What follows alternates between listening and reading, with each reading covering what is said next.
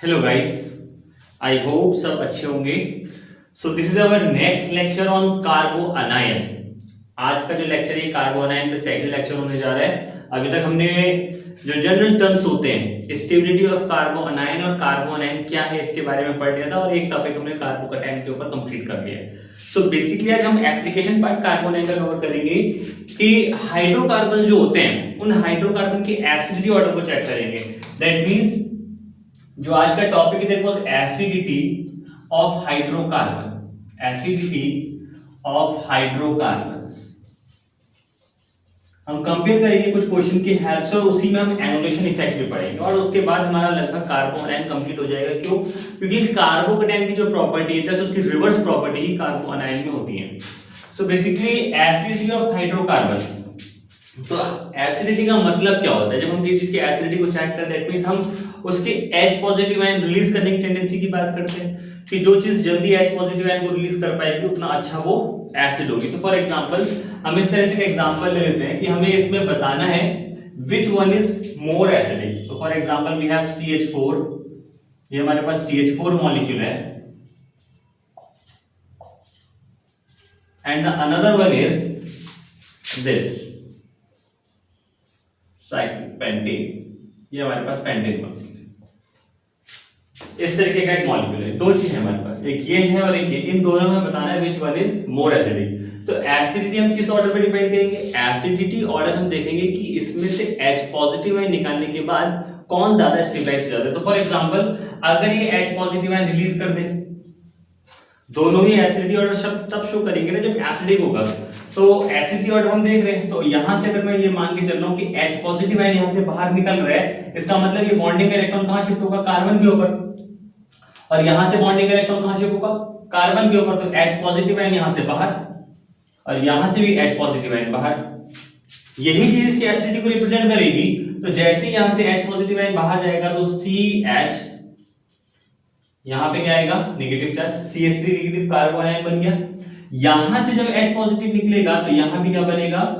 कार्बो ion बनेगा। That's it. दोनों ही जगह कार्बो आयन बन रहा है। हमको ये देखना है कि अगर मुझे इसमें एसिडिटी ऑर्डर बताना है, इन दोनों में हमें क्या बताना है? Acidity order, which one is more acidic. तो एसिडिटी ऑर्डर बताने के लिए जो भी आपको हाइड्रोकार्बन दिया है उसमें से H पॉजिटिव आयन निकलने के बाद जो कार्बो आयन बनेगा वो स्टेबल किस में है? जिसका कार्बो आयन ज्यादा स्टेबलाइज होगा वही ज्यादा एसिडिक होगा। तो अगर हम इस वाले को देखें तो ये हगर रूल को फॉलो करता है। दैट मींस ये अपने आप में क्या है? एरोमेटिक है। ये क्या है? अपने आप में एरोमेटिक है और एरोमेटिक होने की वजह से ये इससे ज्यादा स्टेबलाइज होगा। सो जिसका कार्बो आयन ज्यादा स्टेबलाइज वही ज्यादा एसिडिक बिहेवियर शो करेगा। क्यों? क्योंकि इसकी H पॉजिटिव आयन लूज करने की टेंडेंसी ज्यादा इसलिए होगी क्योंकि इसका H पॉजिटिव निकलते ही एरोमेटिक करेक्टर आएगा, ये इसका ड्राइविंग फोर्स है। सो दैट एसिडिक ऑर्डर क्या हो जाएगा? दिस। इन दोनों में जो सबसे ज्यादा एसिडिक होगा वो ये वाला होगा। ओके, सो नेक्स्ट एग्जांपल देखते हैं एसिडिटी ऑर्डर में। हाइड्रोकार्बन की एसिडिटी हमको चेक करनी है और हमारे पास एग्जांपल है ये। हमको क्या बताना है इसमें? Acidity order. एग्जाम में जो क्वेश्चन बनते हैं बेसिक क्वेश्चन के एसिडिटी ऑर्डर के ऊपर on the basis of carbon ion, तो ये हमारे पास एक एग्जांपल रहा। यहां पर हाइड्रोजन, दो हाइड्रोजन लगे होंगे यहां पर एज अंडरस्टूड, ठीक है, क्योंकि कार्बन की वैलेंसी कितनी होती है? 4 होती है। नेक्स्ट एग्जांपल ये है हाइड्रोजन और नेक्स्ट एग्जांपल, मतलब 3 एग्जांपल दिए हुए हैं, उनमें हमें बताना है कि which one is more acidic. First, second, third, तीनों में बताना है कि ज्यादा एसिडिक कौन होगा। तो सबसे पहले हम क्या करेंगे? सभी का H पॉजिटिव आयन बाहर निकालेंगे क्योंकि H पॉजिटिव आयन ही रिस्पॉन्सिबल होता है एसिडिटी के लिए। तो जैसे यहां से H पॉजिटिव आयन बाहर जाएगा तो -H पॉजिटिव होगा। सभी से H पॉजिटिव आयन बाहर निकाल के दिखा देते हैं, -H पॉजिटिव। जैसे H पॉजिटिव आयन बाहर जाएगा बॉन्डिंग का इलेक्ट्रॉन कहां शिफ्ट होगा? कार्बन एटम के ऊपर, और अगर बॉन्डिंग का इलेक्ट्रॉन कार्बन एटम के ऊपर शिफ्ट होगा तो इस पर क्या आएगा? Negative charge. देन यहां पर भी सेम केस होगा, यहां से इलेक्ट्रॉन बाहर जाएगा तो क्या आएगा? Negative charge. और सेम केस वहां भी होगा, जब H पॉजिटिव आयन बाहर जाएगा तो क्या आएगा? Negative charge. अब हमको बताना है कि which one is more acidic. तो अगर हमको एसिडिटी ऑर्डर बताना है इसमें, सो दैट ये वाला जो हमको दिखाई पड़ेगा ये हाकर रूल को फॉलो कर रहा है। मतलब इसमें सारे कार्बन sp2 हाइब्रिड है, और अगर सारे कार्बन sp2 हाइब्रिड है और साथ ही साथ कॉन्जुगेशन भी है, तो ये किसको फॉलो करता है? 4n+2 पाई इलेक्ट्रॉन रूल को। दैट मींस ये कंपाउंड अपने आप में, ये स्पीशीज अपने आप में हाइड्रोकार्बन, आई मीन टू से हाई कार्बोनाइन, अपने आप में एरोमेटिक है। इस वाले एग्जांपल में जब आओगे तो एरोमेटिक तो नहीं है, बट इसमें कॉन्जुगेशन है। ये वाला बॉन्ड यहां शिफ्ट हो सकता है, तो ये वाला यहां शिफ्ट हो सकता है, यानी कि ये नेगेटिव चार्ज इस पाई बॉन्ड के साथ किसमें है? कॉन्जुगेशन में है। पहले वाले में एरोमेटाइजेशन है, एरोमेटिक कैरेक्टर है, दूसरे वाले में कॉन्जुगेशन है, लेकिन लास्ट वाले में ऐसा कोई भी इफेक्ट नहीं है। तो सबसे ज्यादा स्टेबल कौन होता है? एरोमेटिक। इसलिए अगर आप एसिडिटी ऑर्डर डिफाइन करें कि इन तीनों में सबसे ज्यादा एसिडिक कौन होगा, तो सबसे पहले ये आएगा, देन सेकंड, और लास्ट में कौन सा आएगा? थर्ड। तो इस तरह से आपको एसिडिटी ऑर्डर बताना था।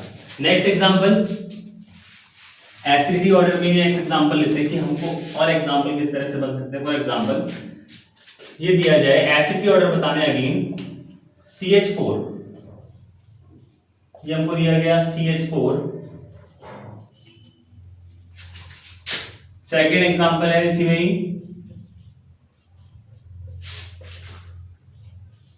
टोलुइन, समझ सकते हो, CH3। फर्स्ट, सेकेंड, और जो नेक्स्ट एग्जांपल है वो ये है, तो benzene ring, then carbon and benzene ring. ये हमारे पास एग्जांपल है, यहां पर दो हाइड्रोजन लगे हुए, और हमें बताना है कि इन तीनों में, ये फर्स्ट है, ये सेकंड है और ये थर्ड है, इन तीनों में सबसे ज्यादा एसिडिक कौन होगा? क्या बताना है? Acidity order, which one is more acidic. Acidity order हमको एक्सप्लेन करना है इन सभी में। तो जब एसिडिक ऑर्डर एक्सप्लेन करने की बारी आएगी तो सबसे पहले हम क्या करेंगे? H पॉजिटिव आयन रिलीज कर देंगे। तो सभी से H पॉजिटिव आयन रिलीज करवा दो, -H positive, -H positive and -H positive. H positive ion जैसे रिलीज होगा, सो दैट ये क्या बनेगा? ये बनेगा CH3 नेगेटिव, CH3 नेगेटिव बनेगा। यहां से जब आप H पॉजिटिव आयन निकालोगे, सो दैट क्या बनेगा? Benzene ring and CH2 negative charge. Hydrogen जाएगा तो उसके ऊपर, कार्बन के ऊपर नेगेटिव चार्ज आएगा। यहां से जब आप H पॉजिटिव आयन निकालोगे, सो दैट कार्बन पे क्या आएगा? Negative charge. C negative charge, एक हाइड्रोजन था, अंडरस्टूड है कि वहां पर एक हाइड्रोजन लगा हुआ है, यहां पर एक हाइड्रोजन भी लगा है, अंडरस्टूड है। सो अब हमको देखना है कि जो ये तीन एग्जांपल दिए हुए थे, अगर इन तीनों में से हमने H पॉजिटिव आयन को निकाला, तो H पॉजिटिव आयन निकलने के बाद ये जो कार्बन आयन बन रहा है, इस कार्बन आयन में कौन सबसे ज्यादा स्टेबलाइज है? तो सबसे ज्यादा स्टेबलाइज जो कार्बन आयन होगा वो ये वाला होगा। क्यों? क्योंकि इसका नेगेटिव चार्ज इधर भी कॉन्जुगेशन में है, इस रिंग के साथ भी कॉन्जुगेशन में है, और ये नेगेटिव चार्ज इस रिंग के साथ भी कॉन्जुगेशन में आएगा। एक बार ये एरोमेटिक कैरेक्टर इसके साथ शो कर सकते हैं, तो इसके साथ भी तो शो कर सकता है, यानी कि नेगेटिव चार्ज का डिलोकलाइजेशन ज्यादा है, और नेगेटिव चार्ज जितना ज्यादा डिलोकलाइज होगा उतना ज्यादा वो स्टेबलाइज, यानी कि आप नेगेटिव चार्ज को जितना स्प्रेड आउट करोगे, जितना फैलाओगे, वो उतना ज्यादा स्टेबलाइज हो जाता है। तो सबसे ज्यादा स्टेबल ये होगा। देन ये नेगेटिव चार्ज इस रिंग के साथ कॉन्जुगेशन में है, यहां पे कोई भी स्टेबलाइजेशन फैक्टर नहीं लग रहा है इतना ज्यादा एज कंपेयर ऑफ दिस। तो सबसे ज्यादा एसिडिक जो होगा इसमें वो थर्ड वाला होगा, देन सेकंड, और सबसे लास्ट में क्या आएगा? फर्स्ट। ये होगा acidity order, that will be the acidity order. Next, carbon ion में एक बहुत इंपॉर्टेंट इफेक्ट इंक्लूड होता है, दैट वाज एनुलेशन इफेक्ट। ये तो इस तरह से हम एसिडिटी ऑर्डर डिफाइन करेंगे कि एसिडिटी ऑर्डर डिफाइन करने के लिए हमको जो भी हाइड्रोकार्बन गिवन होगा उसका H पॉजिटिव आयन बाहर जाएगा, और देखना पड़ेगा कि जो कार्बन आयन बन रहा है वो स्टेबलाइज है या नहीं है।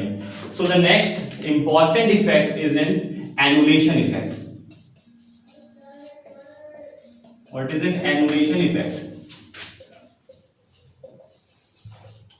सो बेसिकली ये इफेक्ट क्या करता है? एनुलेशन इफेक्ट क्या करता है? ये एरोमेटिक कैरेक्टर को डिक्रीज करता है, it decrease according to this effect. मतलब इस इफेक्ट के अकॉर्डिंग क्या होता है? According to this effect, aromatic character, according to this effect, aromatic character decreases. Aromatic character जो होता है वो डिक्रीज होता है। कैसे डिक्रीज होता है? क्वेश्चन में देखेंगे। एरोमेटिक कैरेक्टर डिक्रीजेस, और साथ ही साथ हमको इसको ऐसा भी लिखते हैं दैट इज एनुलेशन इफेक्ट। एक चीज और होती है कि एनुलेशन इफेक्ट जो होता है वो डायरेक्टली प्रोपोर्शनल होता है number of fused ring. Annulation effect directly proportional to number of fused ring. जो फ्यूज रिंग होती हैं उनके डायरेक्टली प्रोपोर्शनल होता है। देखेंगे फ्यूज रिंग क्या होती हैं। तो बेसिकली एनुलेशन इफेक्ट क्या है, जितनी ज्यादा फ्यूज रिंग उतना ज्यादा एनुलेशन इफेक्ट, और जितना ज्यादा एनुलेशन इफेक्ट उतना कम aromatic character. Annulation effect aromatic character को डिक्रीज करेगा, और अगर एरोमेटिक कैरेक्टर को डिक्रीज करेगा तो बेसिकली ये एसिडिटी भी डिक्रीज कर देगा।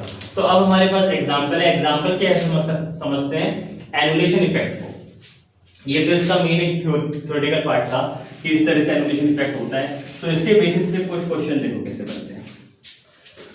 फॉर एग्जांपल इस तरीके का है, ये अब एग्जांपल है हमारे पास। यहां पर हाइड्रोजन, देन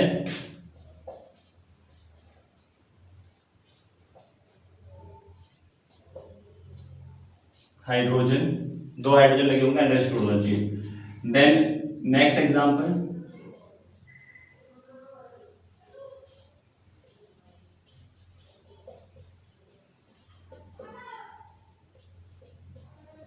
ये एग्जांपल है हमारे पास। दो हाइड्रोजन लगे होंगे एक पोजीशन पर, क्योंकि कार्बन की वैलेंसी 4 होती है।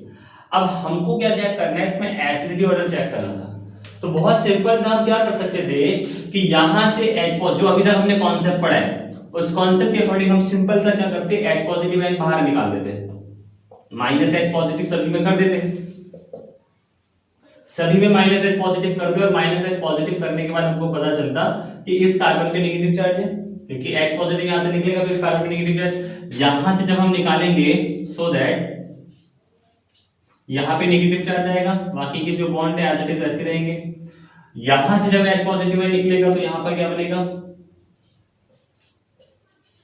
कुछ इस तरह से आएगा। ये यहां पे नेगेटिव चार्ज कार्बन है, यहां पे बनेगा। तो हम कह सकते थे कि नेगेटिव चार्ज इस रिंग के साथ भी डिलोकलाइजेशन में है और इस रिंग के साथ भी डिलोकलाइजेशन में, तो ये ज्यादा स्टेबलाइज होना चाहिए था, बट ऐसा नहीं होता है।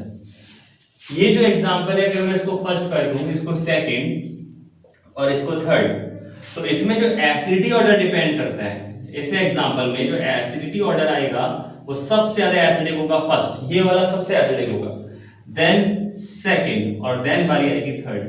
जो अभी तक हमको लग रहा था कि ज्यादा कॉन्जुगेशन रख रहे हैं वो ज्यादा ही एसिडिक होगा क्योंकि स्टेबलाइज कार्बन आयन है, बट अब वो वाला फैक्टर खत्म हो गया, क्योंकि यहां पर क्या लग जाएगा, एनुलेशन इफेक्ट। एनुलेशन इफेक्ट क्या कहता है कि अगर मैं इस रिंग का एरोमेटिक कैरेक्टर पता करना चाहता हूं तो उस एरोमेटिक कैरेक्टर में बेंजीन तो अपने आप में एरोमेटिक है, ये भी अपने आप में, ये वाली रिंग भी एरोमेटिक है, लेकिन जो बीच में रिंग है उसका क्या, वो भी अपने आप में एरोमेटिक किस तरह से बनेगी जब ये एरोमेटाइजेशन यहां पर हो रहा है।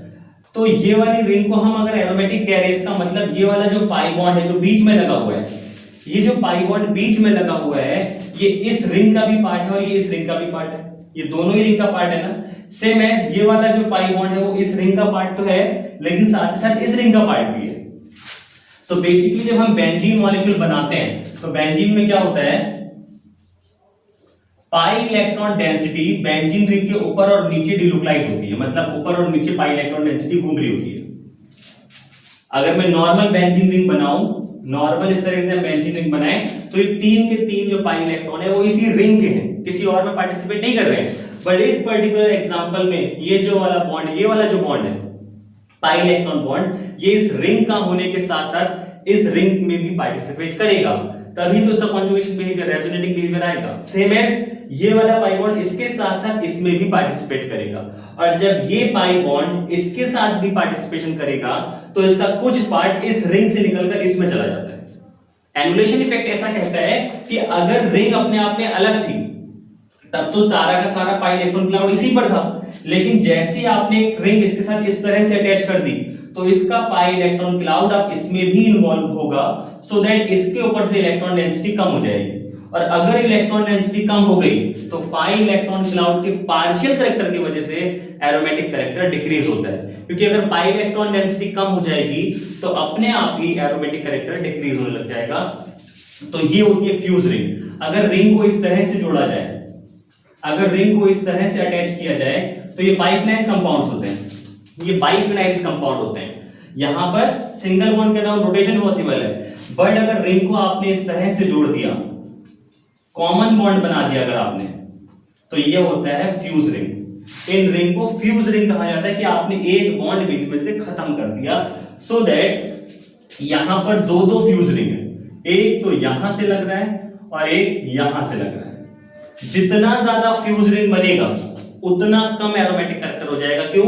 क्योंकि फ्यूज रिंग एरोमेटिक कैरेक्टर को डिक्रीज कर देती है, क्योंकि ये वाला जो पाई इलेक्ट्रॉन क्लाउड है वो पूरा इस रिंग का नहीं रहेगा, वो इसमें भी इन्वॉल्व हो जाएगा, और इधर का पाई इलेक्ट्रॉन क्लाउड इसमें ना रह करके इसमें भी इंक्लूड हो जाता है, जिसकी वजह से ये जो दो बेंजीन रिंग है इनका एरोमेटिक कैरेक्टर डिक्रीज हो जाता है ड्यू टू एलिमिनेशन इफेक्ट और ड्यू टू फ्यूज रिंग। तो जिसकी वजह से इसका एरोमेटिक कैरेक्टर कम हो जाएगा। इसमें दो फ्यूज रिंग है, यहां पर कितनी फ्यूज रिंग है? 2 फ्यूज रिंग है, यहां पर 1 फ्यूज रिंग है। इस वाले एग्जांपल में 1 फ्यूज रिंग है और इसमें ऐसी कोई भी रिंग नहीं है, और ये अपने आप में क्या है? ये भी एरोमेटिक है। तो सभी एरोमेटिक कैरेक्टर शो कर दिए, अपने आप में क्या है? एरोमेटिक। और उस वजह से सबसे ज्यादा stabilise first, then second, then third. तो इस तरह के कुछ एग्जांपल होते हैं कार्बन आयन के केस में। तो हमने देख लिया एसिडिटी ऑर्डर और मेन इंपॉर्टेंट था इसका एनिमेशन इफेक्ट। अब हम नेक्स्ट क्लास जो स्टार्ट करेंगे that was on carbene. Carbene के ऊपर हम नेक्स्ट क्लास स्टार्ट करेंगे। बाकी जो क्वेश्चन बनते हैं मेनली जो इंपॉर्टेंट पार्ट होता है वो आपका कार्बीन ही होता है। कार्बीन और नाइट्रीन से बहुत सारी नेमिंग रिएक्शन और बहुत इंपॉर्टेंट क्वेश्चंस जो होते हैं वो एग्जाम पे बनते हैं। तो आज की क्लास ये समाप्त करते हैं। Thank you for watching.